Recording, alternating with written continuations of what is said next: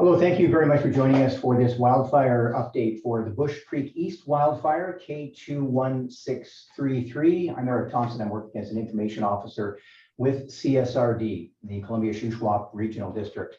And in just a moment, we'll hear from BC Wildfire. We'll also hear from representatives of the CSRD. We acknowledge that we are meeting today in service of the Columbia Shuswap Regional District on the traditional and unceded territories of the Shwepnik, Syilx, Okanagan, the Senext, and the Kanaksa First Nations. We are privileged and grateful to be in this area, and I do apologize if I did not get the pronunciations correct. I am still new to this area. Today, we want to address a number of issues. As you probably know, with this wildfire, there are a number of concerns, and they include the theft of equipment. They include people staying in areas that are off limits because they are under an evacuation order. In just a moment here on my left, I have Derek Sutherland. He is the EOC director for CSRD. He's going to talk a little bit about some of the operational issues. We also have one of the elected officials, the chair of the CSRD, and that is Kevin Flynn, also a councillor from Salmon Arm. Tracy Hughes is an information officer as well, working with a very large team of people who've been working flat out for a long time now on this fire. And Tracy is available for questions from the media as well. Let's go right to Forrest Tower with BC Wildfire Service. Forrest, I'd like you to give us an update on the wildfire itself, and then we'll talk a little bit more about some of the concerns that are plaguing this wildfire right now. Yeah, I'll give a overview just verbally, and then if we do in the Q&A session or after I give this update, I'm happy to share my screen and talk about around the map if there's specific questions. But for now, I'll just stick with not sharing my screen, just so it's a bit easier for recording. So I'll start off with resourcing numbers and then kind of describe around the fire what we're currently working on, and as well as give a forecast of what we're thinking about future operations and weather. So we currently have a minimum of 120 wildland firefighters. I phrase it that way just because with all of these resource numbers, they do change quite dynamically, and we are getting more resources incoming. We received 66 wildland firefighters yesterday, and most likely more in terms of structural firefighters and wildland firefighters coming onto the site as we go forward. So these numbers are sort of as they stand and are likely increasing. So 120 wildland firefighters, 105 structural protection firefighters.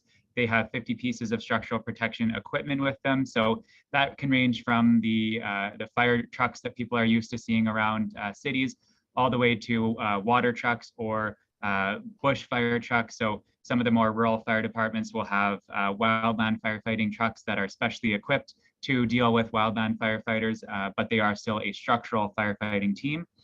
And then we have a large number of other support personnel. So there's 50 people, partially, my incident management team would fill some of that, as well as a bunch of other logistical, finance, operations, all those different types of people that are needed, planning section, in order to keep the whole machine running. So it's a big response effort. And those are just sort of the numbers for the wildfire side of things. Obviously, the CSRD and other local governments play a big role in response right now, and those are not included in those numbers. So several hundreds of people, all with different specialties and skills, are working very hard to limit the further spread of the wildland part of this fire. So fire that's in the trees, as well as fire that's in and around structures, and that's where we rely on all of those structural fire departments to help out.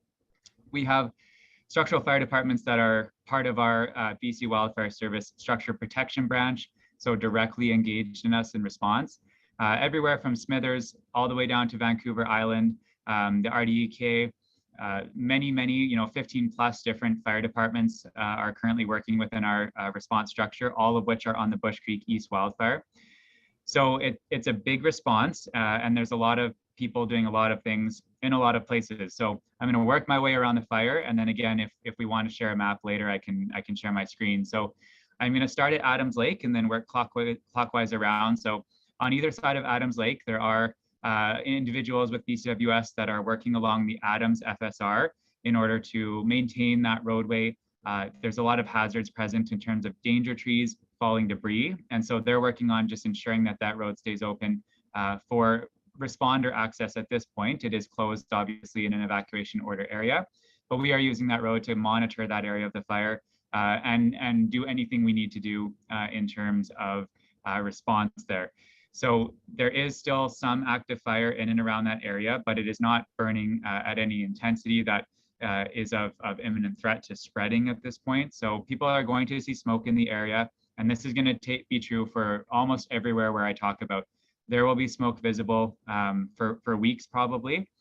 What we are really focusing on is limiting spread of further spread outside of the perimeter. And if we can do that, we can start working our way into the perimeter in terms of extinguishment. But primarily right now, the focus is wherever the leading edge of the fire is, wherever there's threat of it spreading, that's where we're right now. So Adams Lake, we're engaged with Inter4 in terms of equipment groups and their personnel, sort of obviously keeping an eye on the mill and other of their assets in the area. So if we move along kind of southeast from there, going into we'll talk about kind of the North Shuswap area, going from Lee Creek all the way over into Magna Bay. We have a unit crew working above slope in Lee Creek, so where that leading edge of the fire perimeter is in terms of an organized flame front. That is still, moving down the hillside, and again, there's going to be smoke visible. There is some somewhat active fire there. It's not moving down at any rate of spread. That's of a concern at this point. And so that unit crew is working south of that fire activity, and they'll be working to build hand lines. So they'll use their Pulaskis to dig into the earth to make a control line. And then from there, they will either use pumps and hoses to extinguish the fire as it comes down to that guard, or they may use drip torches in areas where fuel can be cleaned up, and they will start from where they're building that guard and use the drip torches to remove the fuel, and that fire burns upslope and meets the out of control wildfire portion, and then it really reduces the chance that that fire can move further south. So above Lee Creek, Scotch Creek, that's a unit crew working there. As we go further east by Solista, Magna Bay, there's heavy equipment operators and equipment working on guard construction north of the private properties there, specifically north of private property from the eastern perimeter of where the fire currently sits, all the way connecting into Ross Creek above private property north of Magna Bay. And a unit crew will at some point go in there and do what they decide is the most appropriate tactic. So that could be just reinforcing that guard with a hose lay. So they'll put pumps and hoses along that guard. And if the fire does threaten to move further east, then they can activate those systems and work off there. They will still be working again above Solista, Magna Bay. As that machine guard is being built, they'll be doing the same thing as in Lee Creek. So they'll be building handguard. They'll be conducting direct attack on the leading edge of the fire. So the weather that we're currently experiencing has diminished fire behavior. It's really smoky, which is unfortunate in that it somewhat is diminishing our air ability in terms of having helicopters or fixed wing aircraft, so air tankers or air skimmers, but it really helps with reducing fire behavior. So as the sun isn't able to hit the ground, fire behavior is diminished, and so smoke can help us, even though it's horrible to live in and breathe and is very frustrating, it does help with fire behavior. So wildland firefighters engaged north of Shuswap Lake, kind of up on the hillside where that fire's leading edge is. Along that entire area, that's where those structural firefighters are working as well. So Lee Creek, Scotch Creek Volunteer Fire Department, as well as all of the other fire departments that are within our structure protection branch, they're doing patrols of neighborhoods, roadways in that area. It is a 24/7 operation right now. So we do have a night shift of structure protection assets as well as a day shift. The night shift structure protection group responded to a new fire north of Anglemont last night, or I guess early this morning at about 3 a.m. So we had some dry lightning move through the area. There were a few starts in the area, but this one was obviously right close to the current Bush Creek East fire. So that structure protection group started actioning that fire at about 3 a.m. this morning. And then we sent 2 initial attack crews and an incident commander from BC Wildfire Service, and they're on scene still. We had a helicopter bucketing that initial attack starting at about 9 this morning. They were able to get in once there was enough visibility, and they'll remain on scene there on that initial attack fire until dealt with.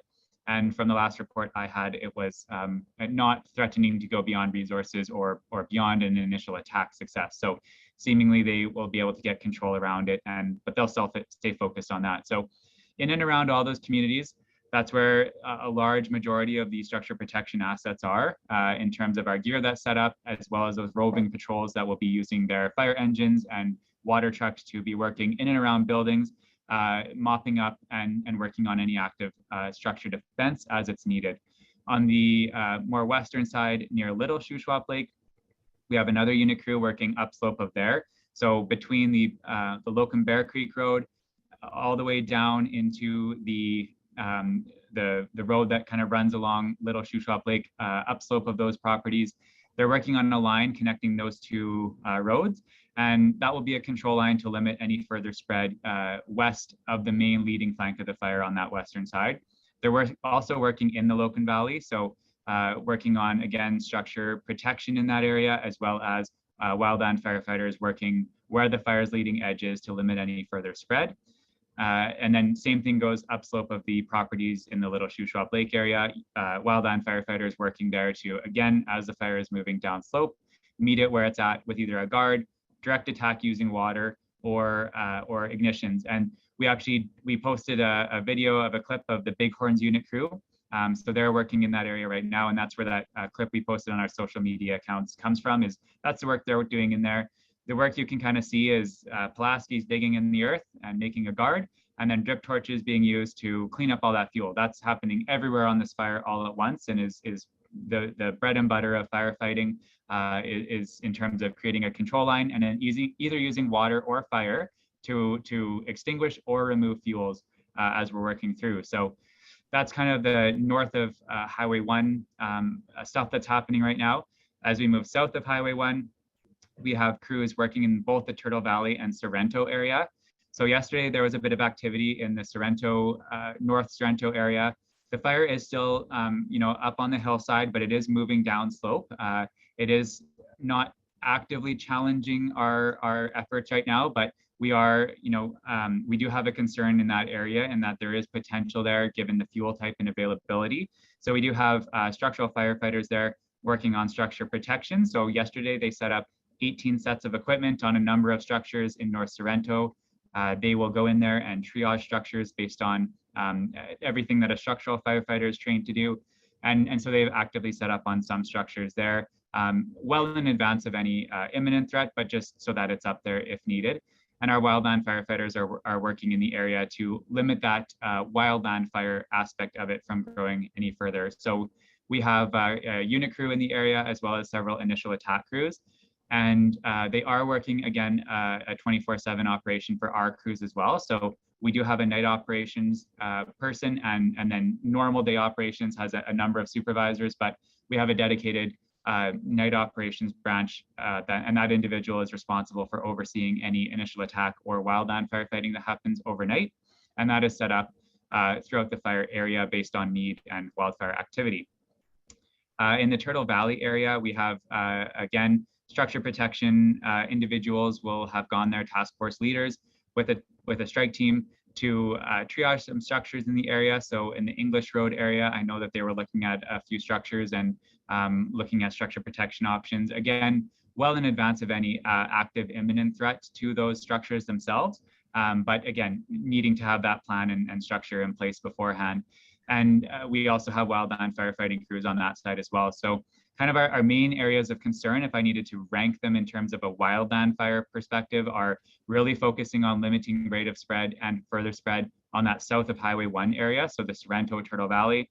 As we get further south, there's valleys kind of connecting either side as we go down south, both to Salmon Arm and then down Turtle Valley, really wanting to limit any further spread there. We're also working really hard in the Little Shuswap and Bear Locum Creek Road area to limit further spread in a western direction.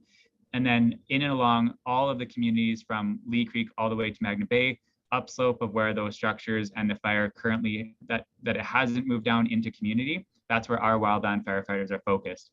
And then in all those places that have a community name, if I'm naming places, there'll be structure protection individuals in there, either that are part of their own fire department like Sorrento or Lee Creek, Scotch Creek, or all of the additional fire departments that we have under our control we have sort of deployed through the area. So that's kind of the ground operations. In terms of aerial operations, yesterday we weren't able to fly at all. We maintain a 1 mile visibility standard for helicopters. So we have to have a 1 nautical mile of visibility to have more than one piece of aircraft in the air at a time. The only reason we would ever have an aircraft in the air under those visibilities is for, imminent life and safety if there is a critical flight that needs to happen. We have engaged in some of those with a single helicopter under those standards. We have exemptions or can get exemptions. This is a Canadian regulation that we work with, but it really is difficult with more than one helicopter in the air. The reason this exists is they need to be able to see the ground and they need to be able to see other helicopters. And they do rely somewhat on, digital ways of knowing where things are. But especially in helicopters, it's all based on line of sight. So they have to see the ground where they're flying against, and they need to see visually where all the other helicopters are working in the area. And if they don't have that visibility, we can't have more than one going up at a time. And we can't engage in any bucketing operations because, again, they need to see where the lakes are to fill their buckets and where they're dropping them. And at that reduced visibility, which we've seen between half a mile and a quarter mile visibility at times, they're not going to be able to see, accurately where they're dropping water. When we talk about air tankers or water bombers or skimmers, that increases to a 3 nautical mile visibility standard. So we have to have triple the amount of visibility before we can even think of launching fixed wing aircraft out of our airports.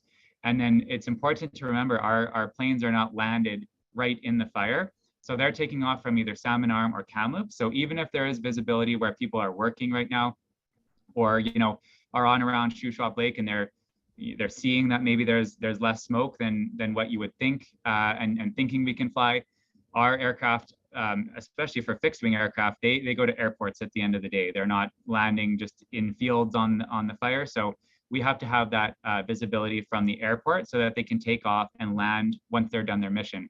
Helicopters are more agile. We do land those right directly on the fire. And so we have our helicopters staged out of a few places that are within the fire perimeter that are in safe locations helicopters can take on and off for. So we'll see much more helicopter operations well before we see any air tankers, or we can utilize air tankers or water skimmers. So, it's very frustrating, I understand, to not be able to use or see those. And we have the same frustration. We would love to have all of our air assets going 24/7 as much as we can have, in terms of our operating hours during the day of when our pilots are allowed to fly. We would love to have that, but we really do have to think of pilot safety, passenger safety, safety of our crews on the ground, and it needs to happen in a safe way. So I know we do have helicopters flying right now, and we have them both doing some bucketing operations, like I mentioned, on that initial attack fire. Where they can and where they're asked for, they can engage in bucketing operations throughout the fire, again, first with visibility, and then we need ground crews to follow up at some point with some of that actioning.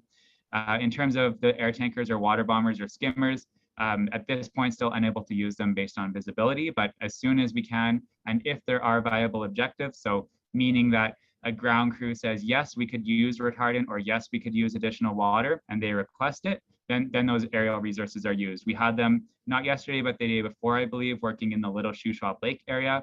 And so air tankers were dropping retardant to support some line that those unit crews were building there. So it's a lot, and it's a lot to talk about in terms of everything that's going on all at once with this fire. If you look at the perimeter, there's just fire in sort of all directions at this point. It's not a fire. The other fire kind of in our area is the Rosmore Lake fire. If you look at that perimeter, it's sort of just an oblong kind of oval rectangle shape, and so an easier perimeter to work on. With the Bush Creek East fire, you can see that it's an X almost, and there's a lot of different fingers, and there's all these kilometers and kilometers of line of perimeter. So it makes it very challenging to have people everywhere where there's a need and everywhere where there's active fire. So we've really worked on prioritizing key areas that are at the top of the list is first responder safety. So we can't put people in where it's unsafe to work, and that goes for both just a work environment in general and a work environment related to wildfires. So probably more to speak on that later. But the second thing is property and life. So that's kind of the next thing we work down. And then we work our way down the list for critical infrastructure, cultural values, economic value in the area. So that can be both private business. It could also be timber. So thinking of Interfor and their area of trees that they're very concerned about. All of those are sort of ranked, and then we work on where are we going to put people to meet our list of emergency response goals as we work down that list. So just that's sort of how we're prioritizing where we have people on this fire right now. So I'm going to pause, and then if there's any other prompts from that, or we want to have any other sort of discussion, that's kind of an operational snapshot right now of what's happening. Forrest, thank you very much. That's a lot of information, as you said, and it speaks to the complexity of this fire, how big it is, how far spread it is. We're going to bring our guests here in, our panelists, in just a moment. We're going to invite the media to ask a few questions as well, but there's a couple of quick issues I thought I should bring up while we still have the attention of the media, if we do. First of all, I should mention we're recording on Tuesday, August 22nd. We started recording at approximately 2 o'clock. So this video recording will be placed on YouTube. So it'll be a little after the fact, but still current. A couple of issues that we're hearing right now is the theft of equipment. You've probably heard, the public, anyone watching this has probably heard about the theft of equipment. Can you talk a bit about that? Now, for example, if you've got a bridge with sprinklers on it and someone takes those sprinklers to protect their own property, what kind of damage potentially are they doing to efforts to fight this fire for the entire community, so that those flames that are coming are going to come anyway, but now they potentially might even reach the person's home faster or in a more destructive manner by taking that equipment? Yeah, I mean, that's kind of the essence of it. There is that, I guess first I'll say we are seeing less and less of this occurring. I think there's a number of reasons why. On the 18th, when these fires merged and there was a lot of fire moving through a lot of areas all at once, kind of in that immediate aftermath, we had a lot of structure protection already set up, and a lot was being set up in anticipation of that fire moving south with that cold front. So a lot of gear was just everywhere being set up. And I think in the immediate aftermath, as there was still more active fire than there is now, I think a lot of that gear, yes, was being taken off of places to move to other places. We're not seeing as much of it now in terms of our equipment being moved, or in some cases, we're still going to go with the word stolen. I know it's a very negative word, but if things are not where we have put them and we don't know where they are, even if they're returned later, for all intents and purposes right now, we don't have an awareness of where they are. So, if they do get returned at the end of this, then that's one thing. But irregardless, taking that equipment and either just taking it or putting it up somewhere else, it does really impact our operations in that there is a structure protection plan that experts have written for the area. It changes daily. It could change hourly based on that fire, what fire is doing. And so those specialists, they're long experienced structural firefighters. They come from fire departments, from either volunteer fire departments, paid fire departments. They have a lot of experience in working both in a wildland urban interface setting, so where trees are meeting structures, and as well just in cities, in municipal areas. So they understand kind of how wildland fire interacts with structural fire, and they write those structure protection plans using that knowledge. And so when some of those equipment pieces are moved, or we don't know where they are, or they might just be moved to somewhere else, we go somewhere expecting to be able to turn sprinklers on or to move it to somewhere else where we have deemed, okay, that's fine now, we've dealt with it, the wildland fire is not a threat there anymore, we can move on, let's go grab that gear and move it somewhere else. And we arrive there and it's not there, and we can't move it to that somewhere else, which might be protecting, one set of gear can protect dozens of homes, and we've had multiple sets of gear stolen. Again, I'm going to use that word because some of this we don't know where it is, or it has been moved, and we are managing most of that gear that has been moved at this point. That the stuff that we know where it is, it is sort of getting better and better in terms of it being managed under the BC Wildfire Service Structure Protection Branch. But there is still stuff that was moved and or stolen, or whatever the word we want to use is, and is not there anymore. And so to kind of cap off the worst part of this is that, yes, if we can't go back and grab it, once that fire has moved through an area, active structure defense, the sprinklers worked, we had structural fire department guys working on it, wildland firefighters are working in the trees, we've protected homes, we're moving on, we go and get gear that we think is somewhere and then it's not there. That's then a really critical problem, in that we don't have the gear to put on the next set of houses as we're moving along, as fire is moving down. That's usually how it works. Is we, I think for people that have followed any of the coverage of what's happened in Kelowna or West Kelowna, a lot of those tactics are fire following. So as fire is moving through a community, we're following it along with structural fire departments and those engines. We're mitigating the impacts as fire is moving through structures and in and around structures. and we have to have those equipment, the pumps, the hoses, the sprinklers, all that has to be there so we can agilely move around into the next set of structures and protect those. And that, you know, there are instances where we expect something to be there, it's not there, and we can't set the next structure. So, I mean, I've said it a million times in interviews, I empathize with people. I know that people are just trying, for the people that are just moving it or, you know, choosing to set it up somewhere else, I do really empathize that it's a very scary situation. And that gear, you might think that you're doing something to help yourself, your neighbors, others, but I would really just urge if we can leave it to professionals. They do have a plan. Even if there isn't stuff set up and you can see fire and it's coming, they have a plan to move equipment where it's needed from where it already is being successful. They'll move it along and they'll set it up. But when our stuff is tampered with, it really makes it difficult for that operation to happen successfully.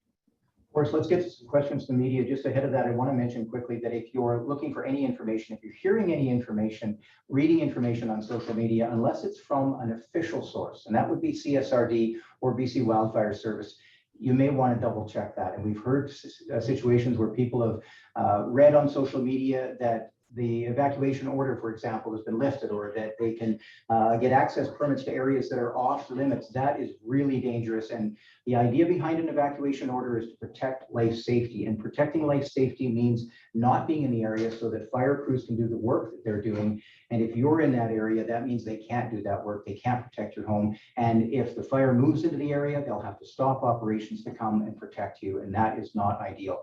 We can talk more about that a little bit later on with our panelists here, but let's go to questions from the media. We have CTV here with us. I think we'll start with them. Penny from CTV, if you had a question for our panelists or for Forrest. At the worst part of this fire, there was damage and the evacuation of the Squilax fire camp. So did that impact your ability to respond to protect homes in the area? Was that a factor in this case? So in some ways, and the only ways it would be is logistical things after the fact. So when the timeline of how this occurred, I think is important. The fire, so the Bush Creek East wildfire, that is the fire that overran the lower East Adams Lake wildfire when they were two things. And our camp was in the Squilax Shuswap aerodrome, which was south of the Bush Creek East wildfire. When that fire was building up in intensity on the 18th, it built up a massive column. And simultaneously, there were spot fires in Meadow Creek that we were trying to deal with before the 18th, before the 17th when they started. And so those two things were happening simultaneously, and our crews were actively engaged. They weren't in camp. A lot of this started to build up in the afternoon period when that evacuation did occur.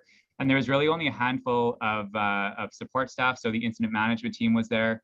We did have a unit crew that had arrived to be mobilized to the fire, but hadn't been mobilized yet. So they were in camp. There wasn't a lot of firefighters that were in camp at the time. They were all on the fire actively responding. But as that fire built in intensity, the Bush Creek East wildfire, we recognized that column that was building, when it collapsed, it would most likely collapse as it did all the way over and ignite spot fires, eventually across the Adams River. And the Bush Creek East fire ran up in and along the Lee Creek, Scotch Creek areas. Simultaneously, those spot fires were running down into Solista, down drainages there. So we had to pull back our crews well before, even simultaneously, but really before that camp was evacuating. Normally what would have happened if the camp hadn't been impacted is we would pull our crews back to safety zones. If we would wait, and if they could re-engage with the fire, once that fire activity had diminished, they would go back out there.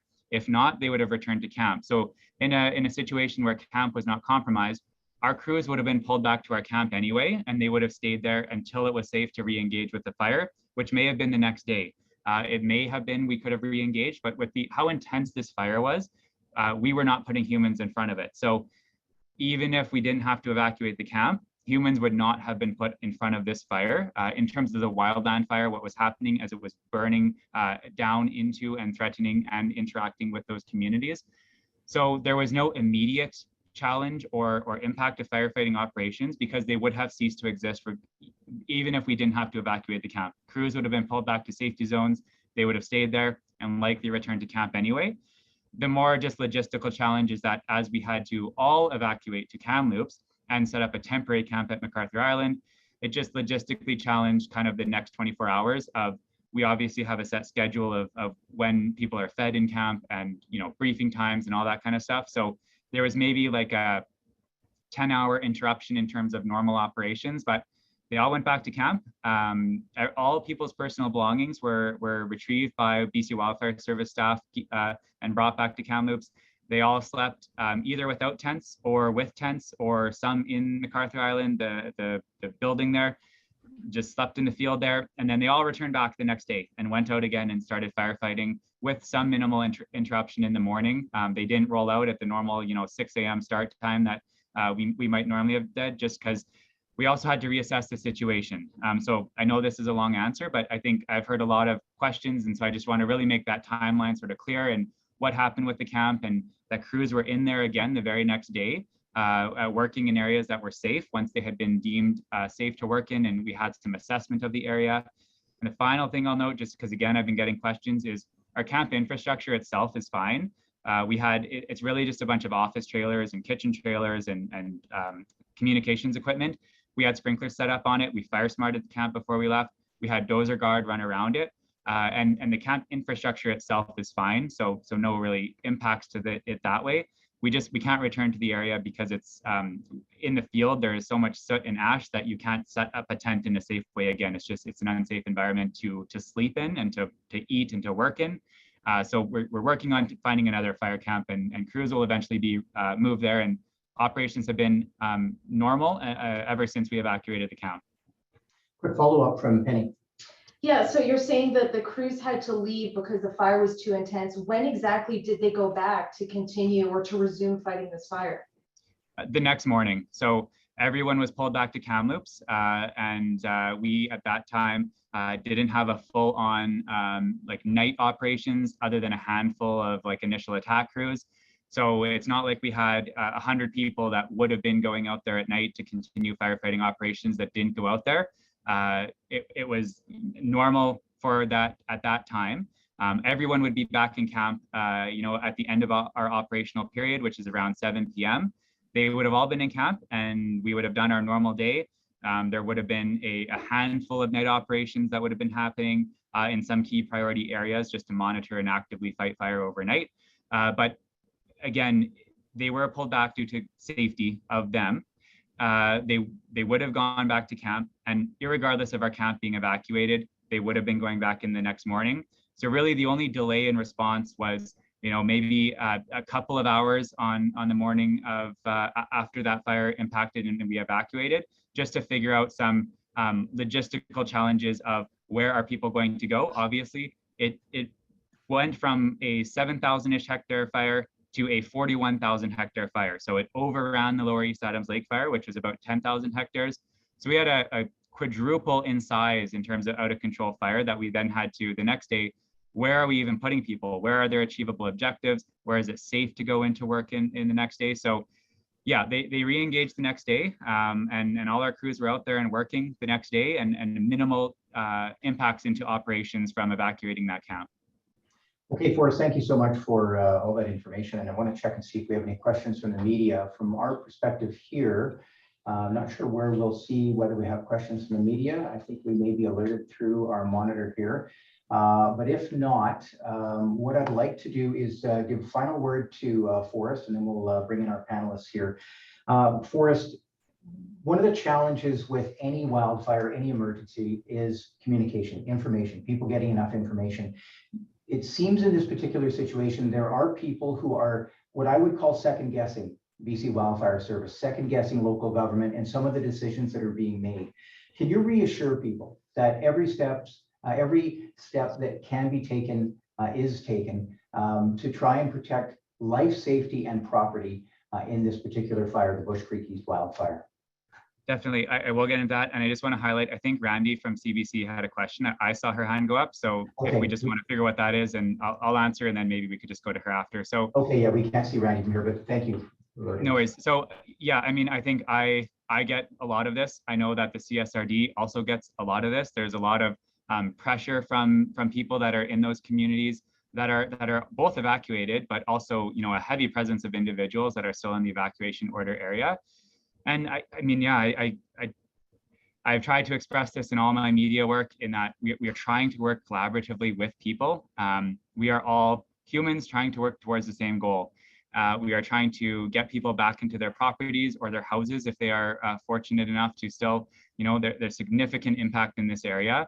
And so we're trying to get people back to houses, properties, to see what is there for their personal property, to structures in the area, to their communities that they have maybe grown up in or lived in for a long time. Every single person that wears the uniform that I'm in, I can speak for them in that they are working tirelessly to get people back into the areas where they are. I can tell people that it drains us mentally and physically, this job. We've been working since May. You know, normally an incident management team, and this is kind of the same for our unit crews or initial attack crews, we might get 2 to 3 deployments in a summer. So we work 14 days straight, we get time off, we go out again. My incident management team is on our 5th deployment, and we probably have 2 more. So we are going to be out double the length of time as we would normally in a normal summer in terms of how much we're working. And there is a huge amount of cumulative fatigue in my organization right now, mentally and physically.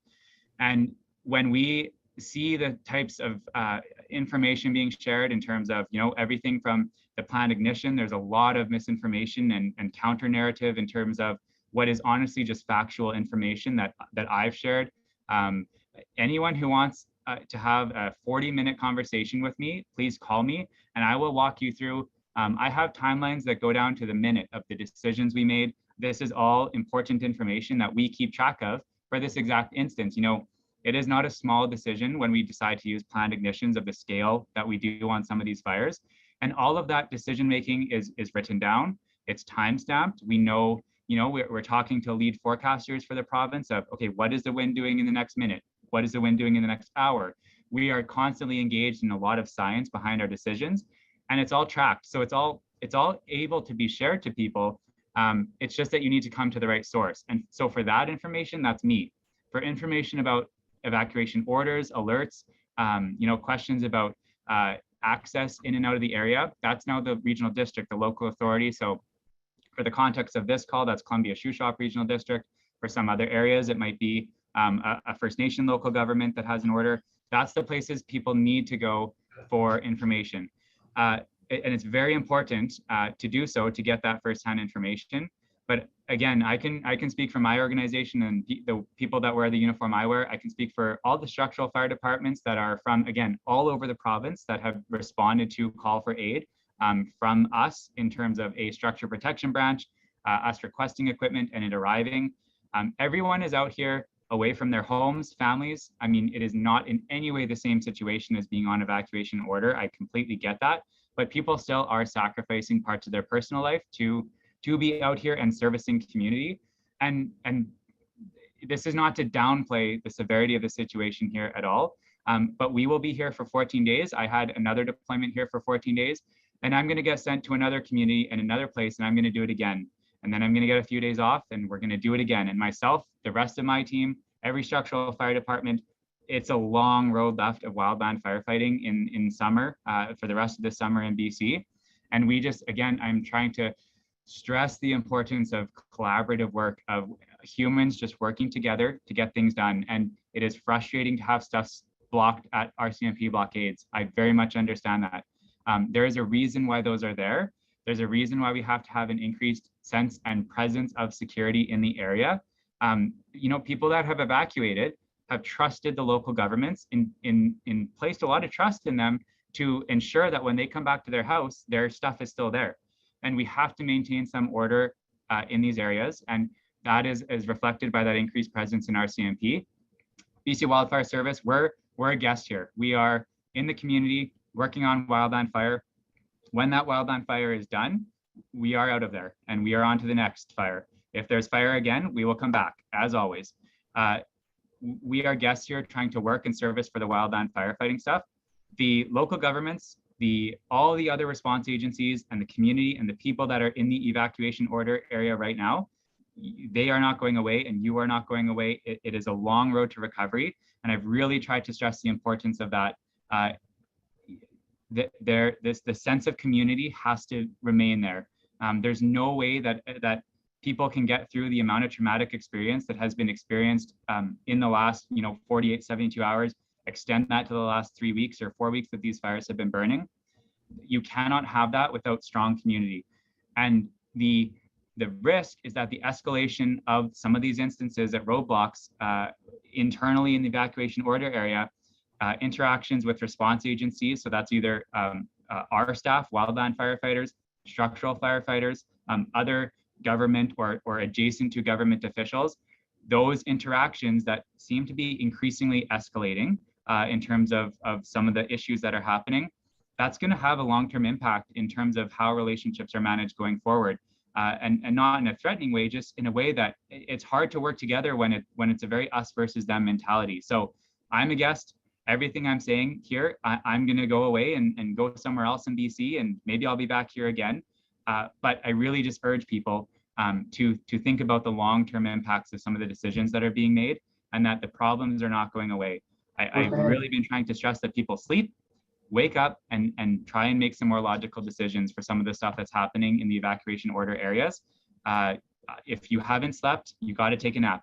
When you wake up, there will be as much problems as when you went to bed, if not more. There's lots to do, and you have to do it of sound mind, making those logical, rational decisions. So I'm going to stop here, but I really am trying to urge the criticalness. I've seen this in other communities. My incident management team was the one that dealt with the aftermaths of Lytton. We were the ones that dealt with the aftermaths of after White Rock Lake burned through a large portion of the lakeside.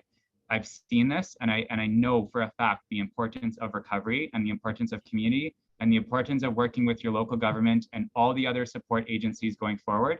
It has to happen in a coordinated and safe manner. Okay, thank you so much, Forrest. I know we have a question, I believe, from Randy from CBC. Is that right? Randy, yes, thank you. Can you hear me? Okay. Yeah. Okay. Forrest goes ahead and just answers all my questions right there. But I want to hear from the CSRD because, I mean, we're getting a lot of emails and phone calls from residents who have decided to stay behind. And I know that I've talked to Forrest about this, and we've talked a little bit with Tracy about this as well. Do officials know exactly where people who stayed behind are at this point? We should go to the EOC director, I think, for that. Erick, some homes have been identified, but it's hard to get specifics of who stayed and who has left. Yeah, that's right. So we don't have any specific knowledge on who stayed behind to defend and who hasn't and who's just evacuated. So I'm sorry, I don't have that answer. Okay, Randy, did you have a follow-up? I do. And I know Forrest had said this before, and BC Wildfire Service has basically been at the forefront of a lot of abuse at this point. And there's roadblocks put in place, and it's not just, this is local government, this is a collaborative effort to make sure that people are safe. However, there are people that have stayed behind, and they're running out of supplies. So are personnel allowing gasoline and food to those who stayed behind to cross into the evacuation zone in the North Shuswap?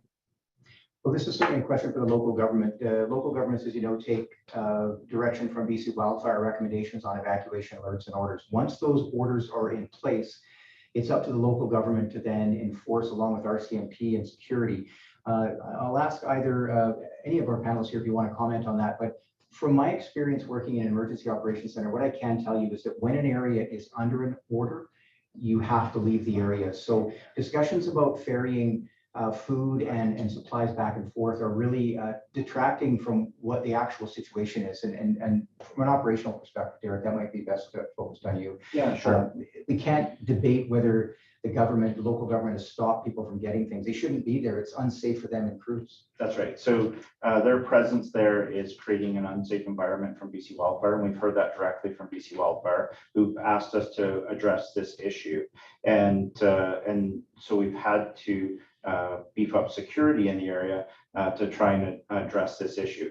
The message that I want to provide to the community is that there are enough resources on this fire to actively engage whatever comes at them. And there aren't enough resources. We have resources waiting to go into the communities to deal with this. So community members can feel safe and secure that there are firefighters to deal with any issues that arise on their property if and when they choose to evacuate. And so I would encourage them to evacuate sooner rather than later. Okay, I want to get to a couple more questions. We're just at about out of time. We certainly have to get everyone here back to the work that they're doing, including Forrest. But I'm just looking at our list here, and I don't see any other questions at the moment. You know what I'd like to do if we can? I see one from Victor. I assume Victor's with the media. Victor, do you have a question? I'm going to go to Alana Kelly. Hi, Alana. How are you? Want to join us? Alana Kelly with Glacier Media. I'll give it a second here, see if we can get to Alana on the line for a question. And I'll just remind you again, we have Kevin Flynn here. Kevin is the chair of the CSRD. We also have Erick Sutherland, the EOC director with CSRD, and the information officer and the section lead for CSRD is Tracy Hughes. And we'll have a moment to hear from both of them, but we're going to wrap up now with another question, and this is to Alana Kelly. Go ahead, Alana. Can you guys hear me okay now? Yeah, we can. Great. Okay. And thank you, Forrest, for speaking candidly about that. And I know you answered my email. So this question is for the CSRD staff. Do you have an estimate or a number of how many structures or properties that have been lost? Let me take that. Yeah.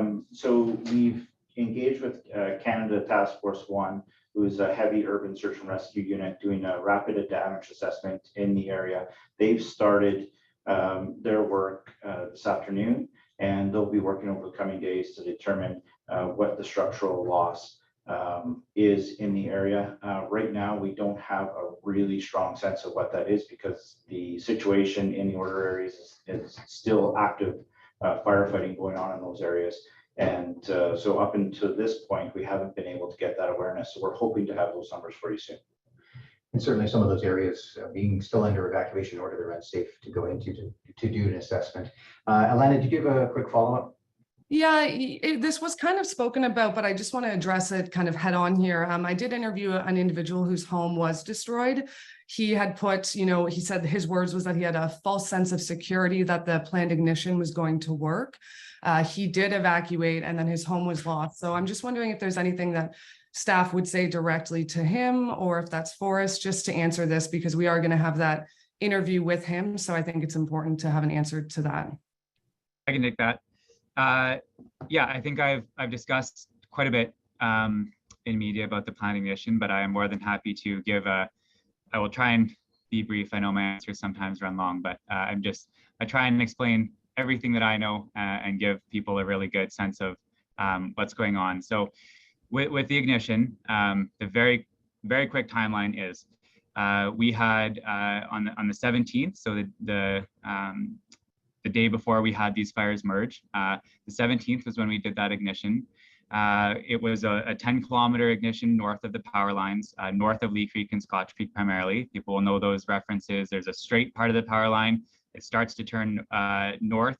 We ignited 10 kilometers kind of along that straight line, and it went north, primarily above Lee Creek. That was done with support from helicopters, from ground crews. We did that knowing that we had southwesterly winds. When we carried out that ignition, embers were all carried away from community and back into the main area of the fire. So that ignition was done. The next, that kind of evening simultaneously, so not the next evening, sorry, to be very clear, on the 17th, simultaneously, we had spot fires occurring across the power line independent of that ignition. So there was spot fires in Meadow Creek and spot fires north of the power line that had already been burning. We also had some more increased activity on the Bush Creek East fire when it was a separate occurrence. This is all on the 17th.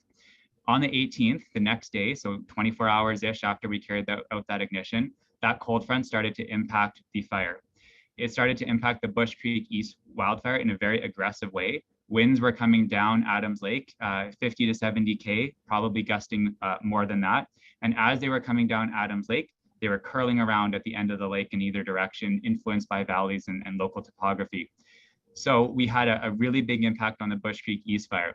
That fire started to put up such a large column, such intense heat. That's the fire that caused the evacuation of the fire camp. As it was running down south and overrunning our fire camp, it jumped the Adams River. It built up intensity and started to burn down over Highway 1 into the Sorrento area, Turtle Valley area where it is currently. It also burned up along the Shuswap Lake area. So that fire ran down across the Adams River and then up the Shuswap Lake area. That fire had no planned ignitions on it. That was the other separate fire. And then the spot fire that was occurring in Meadow Creek, which again existed and was already previously on the map. Again, I try not to come off as defensive about this, and it's not being me being defensive. It's just me sharing facts. We do have all of this is tracked, and so we have the visuals of, we take screenshots of when fire is growing in terms of satellite imagery and our pictures of fires and what they're doing. So we know that those spot fires pre-existed the planned ignition. That all occurred. We had rapid escalation in the Bush Creek East fire, rapid escalation in the Lower East Adams Lake. Bush Creek East fire overran the area, became a 41,000 hectare fire. And it is very interesting and very clear. If you look at the perimeter right now, you'll notice that that fire is still above Lee Creek. Where that perimeter is, you can see that it comes down on the west and on the east side of Lee Creek. That is directly, essentially, where we stopped doing ignitions along that straight stretch of power lines. So where it came down the drainage, we weren't able to do our ignitions through that drainage because we only do ignitions off of pre-existing machine guard or some sort of road network where we can hold it where it is. We couldn't run machinery down into the drainage and up, so we didn't put any fire into that drainage at all. The out of control wildfire portion did come down that drainage on the east side of Lee Creek, kind of Scotch Creek area, and it came down on the other side. The Bush Creek East fire is what caused all the growth on the the western side of that. So all that to say, the reason why there is not fire down right to the lakeshore in Lee Creek is because of that planned ignition. It's the only reason why there was not enough intensity for the fire on that hillside to come directly down into Lee Creek as well. Ideally, that ignition would have stopped further spread in an eastern way, but with how intense and volatile the Bush Creek East wildfire became, as it built, that column went tens of thousands of feet into the atmosphere. As that collapsed, it collapsed directly over where it's burnt down into Sorrento, and those embers were also cast directly over all the entire North Shuswap area.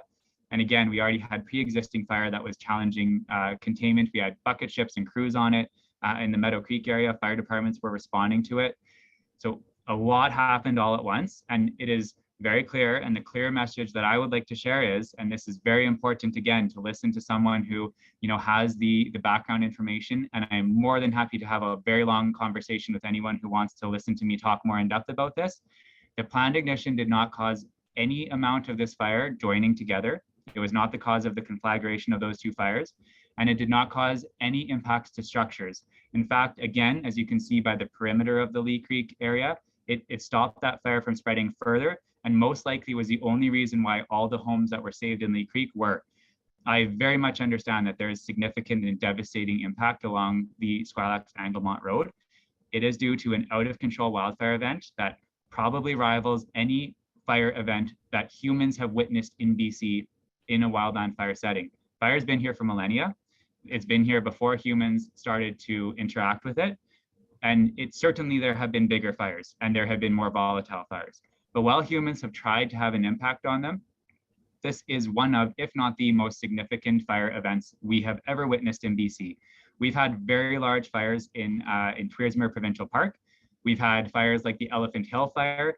They took a long time to grow. They consumed many fires. They grew over a matter of months to get to the 500,000 hectare. Even if we look at Donnie Creek, the very large wildfire up in the north of BC area, it took many, many weeks to get to the size that it is. We had a fire that went from a 7,000 hectare fire. It went 20 kilometers south in under 12 hours and is now a 41,000 hectare fire, all out of control wildfire growth. That is a force of nature, similar to a tornado, similar to an earthquake or a tsunami, all those sort of natural disasters that humans don't even attempt to do anything about because there is nothing a human can do to stop that. It's the same thing. It is a force of nature that, we try and we steer it exactly like we do with planned ignitions. We try and steer it around communities. And we feel it as much as everyone else. We would love if we could have continued working on that fire before it blew up as much as it did. These fires have been in full response since July 12th when they ignited. We've had full aerial suppression efforts on the Lower East Adams Lake fire on the the July 15th and 16th weekend. Those fires grew out of control regardless of how much aerial resources we had on them. We couldn't support with ground crews at the time. They burned for many weeks, and we had an explosive event that happened in a matter of 12 hours that no human or amount of humans could have done. And the safest thing to do at that point was to get humans out of the way, because there was a significant chance that humans would have died had we had them still responding in a wildland setting in the trees to try and stop that fire. A very significant chance of fatalities. And that is something we are not going to have crews in front of. So unequivocally, the planned ignition, nothing to do with structure loss, with the fires joining. We've had enough time to really look at fire science and fire data in terms of what happened. Our fire behavior forecast is a whole timeline of, from everything that happened from like the 16th on to the 18th. We've looked at it and we've looked at those weather records. And if anyone wants to call me, I will talk longer than I have just now, and I can show you, I can share my screen, we can go through maps. I am more than happy to entertain that. I just would urge people to listen to the authorities. And on this, I am the authority on that. If you don't want to believe me, I can't convince you if you don't want to believe me in when I'm sharing facts and data. But I would urge you to please have that conversation at least, or just trust when I tell you we have nothing but good intentions in the work that we're doing. And I'll bring it back to that local response effort. The RCMP, the CSRD, everyone has best intentions, and we are all trying to get people back into our homes, into your homes, and get on with the recovery piece once that wildfire is done. So there's a lot of work here. And I really urge people to come to the source of information for things. Forrest, I really appreciate your time. We're going to leave it there. We're going to talk to our local panelists here. And I don't know if your screen was shared or not, but certainly people can check the map when they go to BC Wildfire to get details on everything you were talking about. But I know you're very busy and have to run, so we'll leave it there with you. And thanks again for all of your time and all the hard work that you and the crews are doing. Awesome. Yep. Thanks for having me. Please reach out. My email, my phone number is on the incident page for folks or for media that are looking to talk to me. And I'm more than happy to chat with anyone. So I am going to hop off, but thanks for having me here, and hope the rest of this presentation goes well. Thank you. Okay, thank you very much. I've been involved in a number of these, and that's certainly one of the most thorough and in-depth. We do have a question from Penny, who is here in the room with us, but I just quickly want to bring in Kevin Flynn. He's been very patient. He is the chair of the CSRD. From an elected official perspective, this is a challenging time. What would you say your key messages are for people that they need to keep in mind right now? Well, thank you for this opportunity. And yes, I just learned more about wildfires than I've ever learned in 18 years in elected positions. I'm just going to start by thanking BC Wildfire and their teams, thanking our structural protection people and our volunteer firefighters. They are truly, as Forrest said, they are living this, and they are committed to putting this fire out, but it's not going to be easy. I do want to say that as the chair, I have tried to stay out of the way. I think people need to understand your elected officials, if we start getting into operations, that's when bad things happen. We are policy. I'm not even the spokesperson because we have somebody who's way better with the media than me, and Derek's way better looking, all kidding aside. But we are policy. We provide direction to our CAO, and then our CAO works with the team to implement it. We have to have a great relationship with BC Wildfire. We have to have a great relationship with other departments. And I want to thank those who have come from other areas of the province to support us. I want to tell a simple story that illustrates the frustration that myself as a chair and most of our board have. Very simple. There's one bridge in and out of the North Shuswap. Whether rightly or wrongly, it's still a wooden bridge. At least 3 times during this fire, equipment that was placed there by BC Wildfire and our structural protection units got moved. I just can't imagine anybody would think that's the right thing to do. So that's how dire the movement of equipment, and Forrest called it theft. I will call it redeployment, to be nice, but that is dangerous, people. We've got specialists and experts fighting this fire. I certainly am not the one providing any direction to that. And nor is our team here necessarily. It's being left to the specialists in the field. It's extremely frustrating that the number one objective is protect lives. Thus far as we know, nobody has died. That is amazing. When that fire was ranked 6, I believe, I didn't get to ask Forrest that, moving 20 kilometers in, I think he said 10 hours. I had talked to a deputy minister in charge of the department, and he said that is the second fastest a fire's ever moved in our province. So people, you just need to look at Shuswap Lake and see that we are at record low water levels. Salmon Arm is on level 4 with our water system. We can't water our lawns. We are in an unprecedented drought, and we are seeing unprecedented fire behavior. When you get asked to leave your property on an order, we can't force you. But the media asked a question, do we know how many people are still in the order area?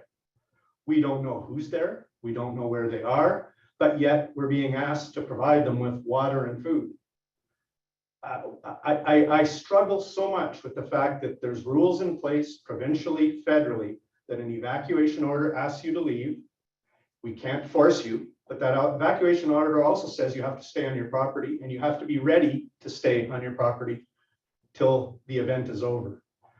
You probably hear significant frustration in my voice because you and people are putting the teams that are trying to help us at risk. And to me, it's inexcusable. I lived through the 1997 or 8 fire in Salmon Arm. I was evacuated. I left to where I was allowed to be and did not come back. I really implore people that if you are still inside the order area and you want to get out, we want to work with you to get you out. So please let the experts do the job. I'm going to stop speaking now because I'm a bit like Forrest. Once I get going, I could go forever. But I want to pass it on to Erick and Tracy, but I want to thank our staff that is spending hours in the emergency center and the emergency services center that are doing that work and are not being able to do the work that they normally do. But they're dedicated. It's a hub of activity. And we are here, the board and the directors, feel your pain, understand your fright. We live in the area, but leave it to the professionals is all I can say. Kevin Flynn, the CSRD chair, and we'll get to the meeting in just a moment, but I want to give Tracy Hughes a chance to chime in just for a moment on the importance of following the official sources of information. You've received a lot of information that there's misinformation on social media, and really the website is the best place to find the official source. Absolutely. We understand the frustration and that it's hard to wait for information. What we really need here is we need accurate information going out. We need to check that information, and our commitment is to keep doing the best job we can to provide you the most accurate information in the most timely way. Unlike what Forrest said, they're here and then they move out. We here at the CSRD and the Shuswap Emergency Program, we live here. We care about you. We care about the people in this area. You're the people who we see in the coffee shops. You're the people who we see at the grocery store. And we are committed to do the very best that we can to communicate with you as effectively as possible. To do that, please give us the grace to listen to us. Give us the chance to listen to our official sources, our website, the CSRD website, the Shuswap Emergency Program website, the Shuswap Emergency Program social media platforms, the CSRD social media platforms.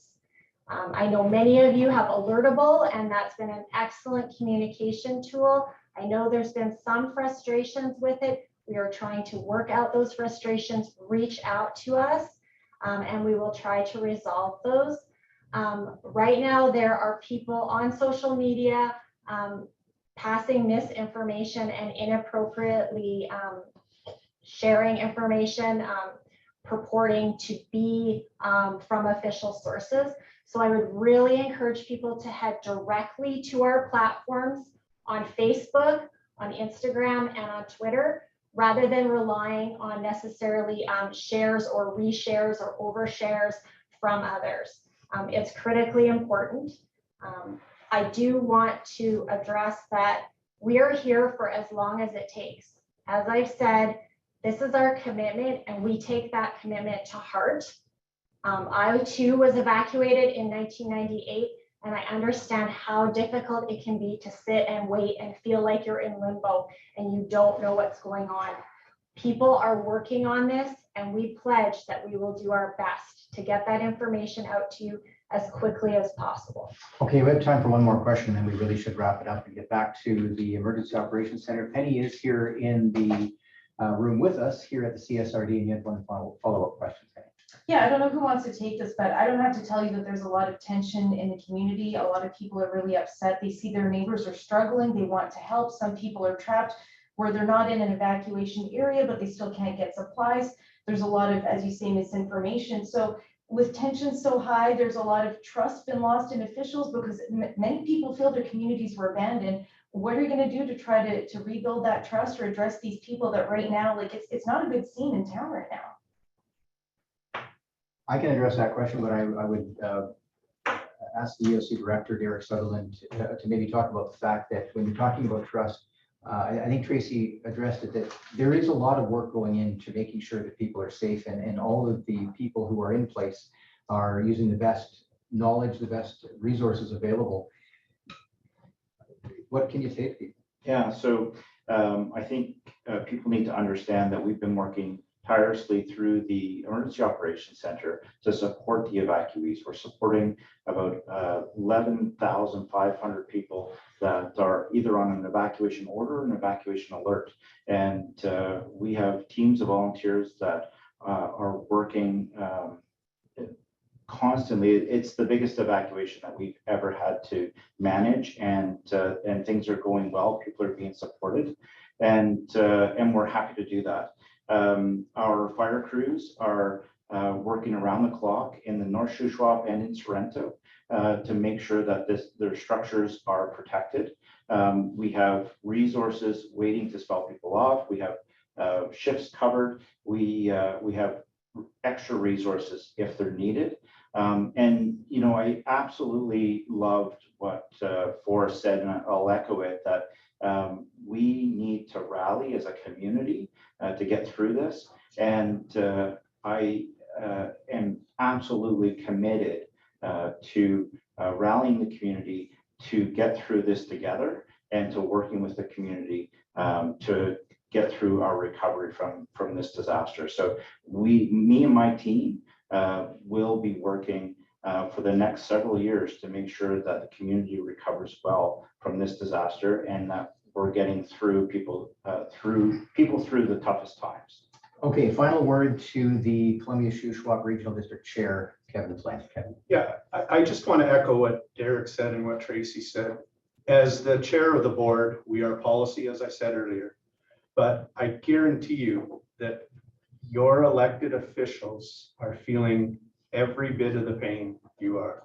And we live in the communities, and we care about our communities, and we are dealing with, said a number of times, unprecedented fire behavior, an unprecedented evacuation, an unprecedented or very challenging location. And I believe everybody is working as hard as they can, as effectively and efficiently as they can, to protect lives first, livestock and homes, and get us to the other side of this so we can start working on recovery. I feel everybody's pain. As I said, I've lived through it, living through it now, not directly, but indirectly. And we just need to work together. This is about community. It's about people getting together. The positive that we haven't talked about today is how people have come together, and it's going on all over, with people offering homes, accommodation, places for pets. It's all over, and you can see that on Facebook. And the last thing I will say is get credible information. I agree with Tracy. That's the most important piece, and even that has been challenging for us. And as Forrest said, a lot of times the information that we get about the fire is from the air. It can't even get up in the air. So we can't get the information we want to get. So just be safe, be positive, and work with your neighbors.